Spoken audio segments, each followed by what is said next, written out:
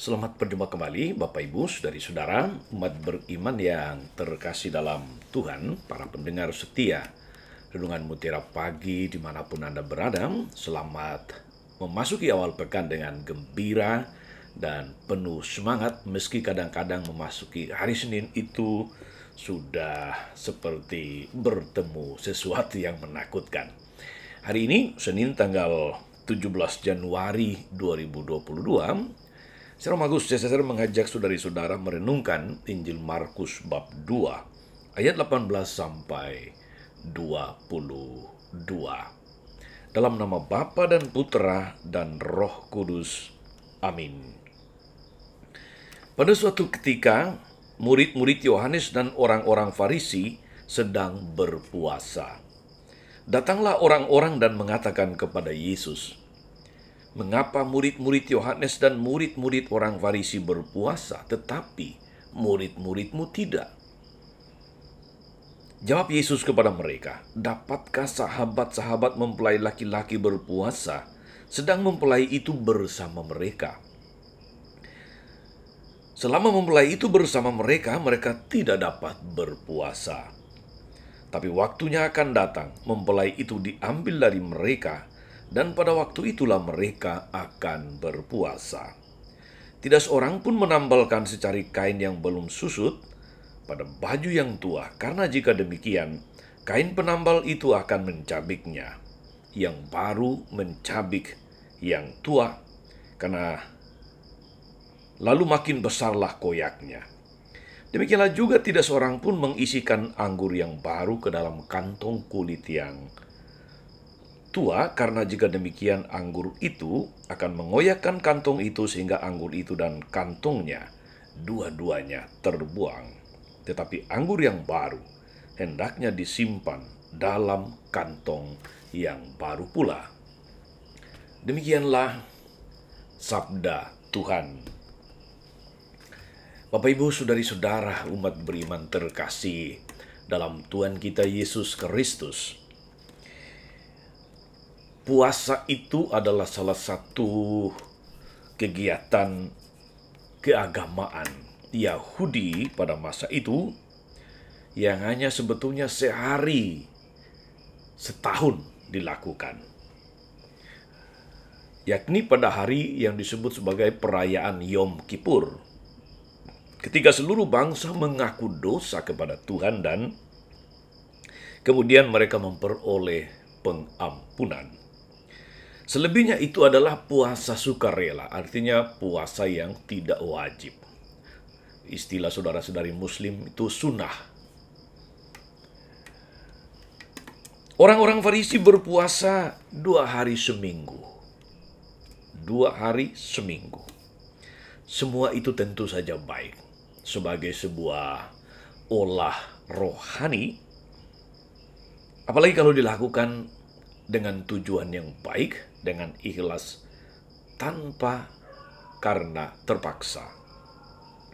Yesus pun tidak menolak puasa tentu saja, karena sebelum mulai karya publiknya, berkeliling mewartakan kerajaan Allah, meneguhkannya dengan banyak mujizat, Yesus juga berpuasa selama 40 hari di padang gurun. Namun puasa itu, saudara-saudari, menjadi kehilangan maknanya ketika orang menjadikannya sebagai sekedar melaksanakan aturan belaka. Ini masalahnya, sekedar melaksanakannya sebagai aturan belaka. Kegembiraan berpuasa atau sukacita berpuasa lalu menjadi kehilangan maknanya ketika orang melaksanakannya dengan kaku. Dengan berpuasa mestinya jiwa orang semakin diasah, semakin terasah. Ia menjadi lebih mudah menghargai perjuangan orang lain. Puasa menjadi saat yang menggembirakan, penuh rahmat. Ini esensi dan jiwa dari puasa itu sendiri, spirit puasa. Puasa yang hanya sebatas aturan, itu hanya akan melahirkan fanatisme fanatisme dan kecenderungan untuk menghakimi, untuk menghukum sesama. Maka di sana lalu tidak ada kegembiraan, tidak ada rahmat, tidak ada sukacita, yang ada hanya mental, memandang orang lain lebih rendah, memandang orang lain lebih tidak kudus dibandingkan mereka yang melaksanakannya dengan tertib, meskipun barangkali tanpa motivasi yang ikhlas. Saudara-saudara, umat beriman terkasih, orang-orang Farisi tidak menikmati buah-buah kegembiraan berpuasa. Karena hati mereka memang tidak memberi tempat yang cukup bagi olah batin yang sukarela, olah batin yang terbuka. Dan ini saudara-saudara yang seringkali juga terjadi di kalangan kita orang-orang Kristiani. Ketika menghayati iman sebagai sekedar memenuhi aturan belaka. Sekedar memenuhi aturan belaka. Banyak kali kita menemukan saudari-saudara, orang-orang bercerita tentang ada sekian banyak kesalahan dalam misa. Baik yang dilakukan oleh pemimpin misa, para pelayan liturgi, prodiakon, mistinar, apalagi kesalahan yang dilakukan oleh teman-teman umat yang hadir bersama dalam perayaan Ekaristi. Entahkah itu sikap tubuh saat misa, gerak-gerik, tata gerak, dan macam-macam hal lain. Kita manusia kan cenderung memang menjadi hakim bagi sesama, yang seringkali merasa lebih baik dari yang lain. Dan kita mendengar kecenderungan ini, kita melihat sendiri, kita mengamati saudara-saudari. Banyak orang menjadi pengamat yang baik, dari pengamat lalu naik pangkat menjadi hakim yang baik. Saya baru mendengar dialog, obrolan antara Karni Ilyas dan Gus Miftah yang terkenal itu. Saya pikir ada satu kalimat dari Gus Miftah yang relevan dan baik saya bagikan di sini. Katanya begini, kita itu cenderung menjadi hakim bagi kesalahan orang lain, tetapi menjadi pengacara bagi kesalahan sendiri.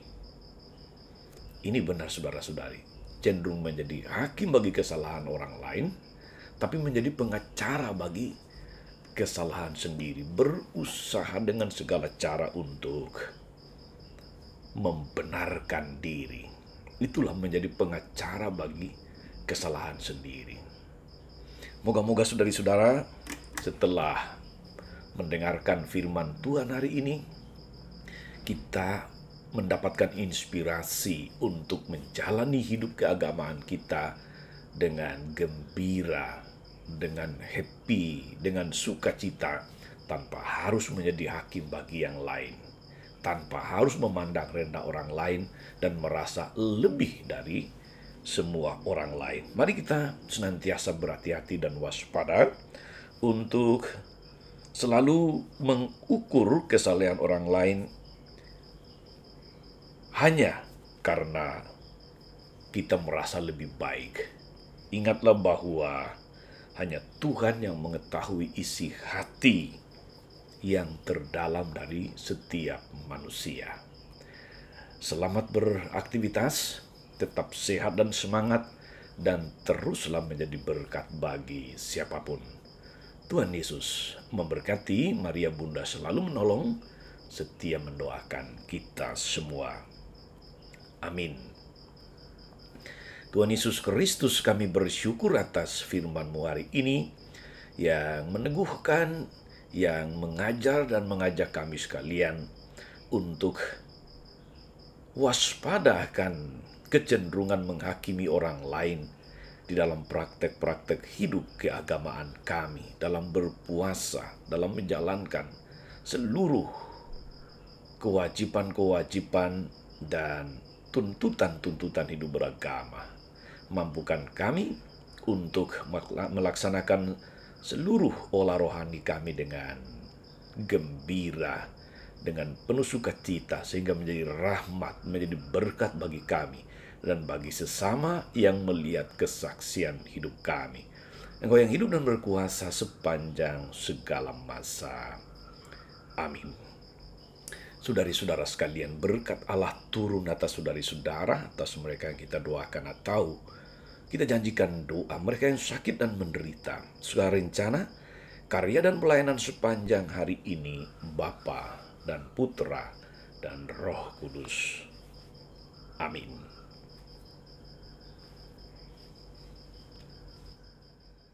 Jangan lupa like, subscribe, nyalakan lonceng notifikasinya. Salam 52, Tuhan memberkati.